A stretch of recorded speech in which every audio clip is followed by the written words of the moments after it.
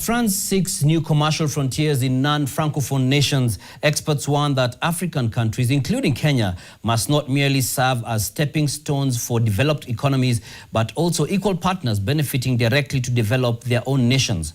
At the ongoing two-day Africa Forward Summit that has brought nearly 50 nations to Kenya, France is looking to pivot after losing its grip on key former colonies in West Africa, including Burkina Faso, Niger, and Mali. NTV's Laban Shaban reports. For 60 years, the narrative of French influence in Africa was written in the military barracks of the Sahel and the halls of Francophone capitals. The contract between Kenya Railways and L5 Consortium. But today, the ink is drying on a new chapter, one that is being authored not in Paris, but in Kenya's capital. I'm pleased to come back. Yes.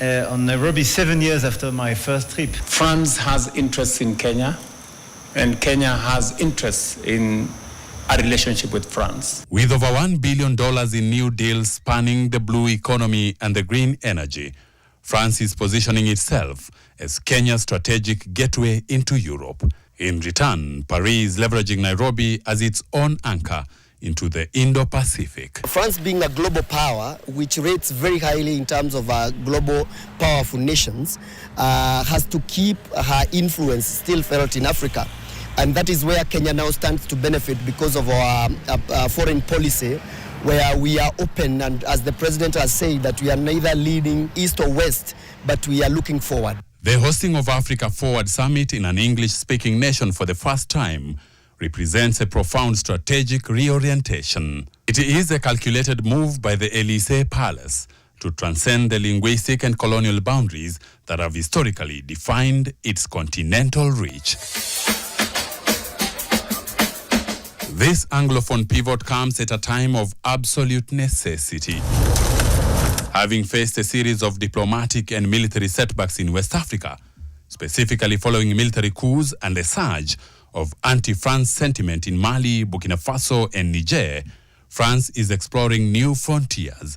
But Paris insists all is not lost. We've been very vigilant to have civil society, even from Sahel states, being present. Because we can disagree with some of these governments, quote to quote, but we never disagree with people. We love these people. France is angling herself to make a lot of inroads in what is traditionally Anglophone countries, so that she can widen her nets in terms of global influence, and having now Nairobi as the entry point to the East African market. While the Nairobi summit angles for Anglophone Africa, Macron emphasizes that the traditional base remains. Among the 50 countries represented are Francophone mainstays, including Senegal, Cote d'Ivoire, Gabon, Chad, and Djibouti. Paris attempts to bridge the linguistic divide. The challenge for President Macron is to prove that this isn't merely a rebranding of old interests. In a fractured global order, the success of this summit hinges on whether Paris can move past empty rhetoric, matching the urgent demands of reformist leaders. The Africa-France Summit must move beyond dialogue to implementation.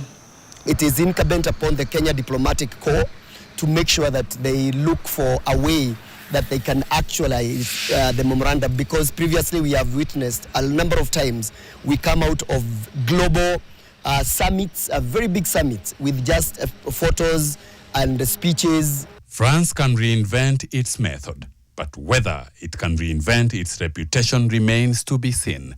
This summit is a gamble that the East African growth can compensate for the humiliating West African retreat in the Sahel. Laban Shaban, NTV.